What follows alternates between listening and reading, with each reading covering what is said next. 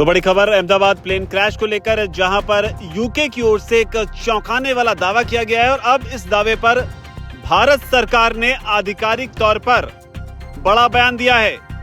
UK की ओर से दावा किया गया था कि प्लेन क्रैश में जिन लोगों की मौत हुई उनमें से 2 लोगों के शव जो हैं वो गलत शव पहुंचाए गए और इस दावे पर अब भारत के विदेश मंत्रालय ने तीखी प्रतिक्रिया दी है।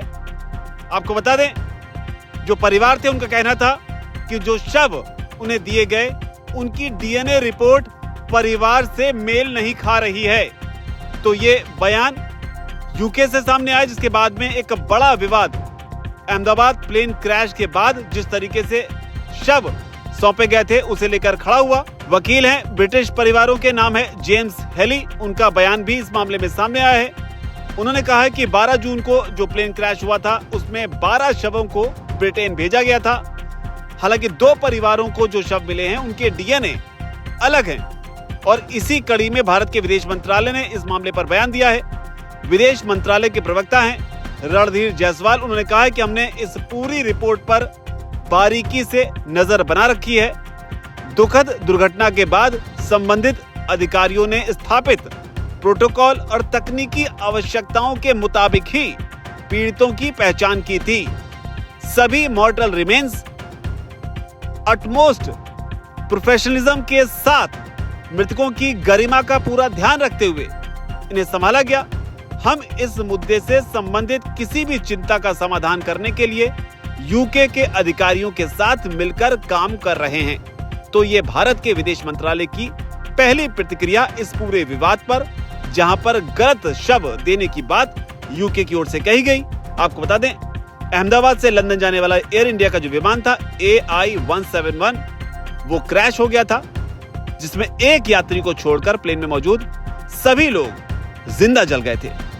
जिसके बाद उनके शवों की जो पहचान कर पाना वो अपने आप में एक बहुत बड़ी चुनौती बन गया था। ज्यादातर शवों की जो शिनाख्त है वो डीएनए सैंपल के आधार पर ही की गई। डीएनए मैच होने के बाद शव उनके परिवारों को सौंपे गए। हालांकि इस बीच मुआवजे का भी ऐलान हुआ। टाटा ग्रुप ने पीड़ित परिवारों को 1 करोड़ रुपए के मुआवजे का ऐलान किया। हालांकि कुछ परिवारों का इस मामले में यह भी दावा है कि जो मुआवजे का ऐलान किया गया उसे दिए जाने में अब आनाकानी भी की जा रही है। मुआवजे की जो प्रक्रिया है उसे जानबूझकर जटिल बनाया जा रहा है।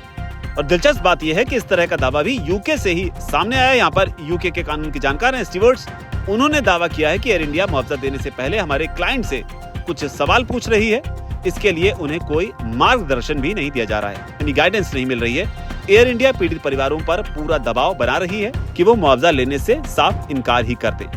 हालांकि एयर इंडिया की ओर से इन तमाम दावों को खारिज किया गया है। एयरलाइंस का ये कहना है कि हम पीड़ित परिवारों को जल्द से जल्द मुआवजा देने की कोशिश जो है लगातार कर रहे हैं और जरूरतमंद परिवारों को हादसे के फौरन बाद मुआवजा देने की प्रक्रिया भी शुरू की जा चुकी है। लेकिन ताजा विवाद जो हुआ वो ये हुआ कि किस तरीके से 2 गलत शव दिए जाने की बात यूके की ओर से कही गई और भारत ने साफ तौर पर कह दिया कि जो यूके के अधिकारी हैं उनके साथ इस मामले पर मिलकर काम कर रहे हैं। डीएनए मैच नहीं कर रहा है, ये जानकारी निकलकर सामने आ रही है।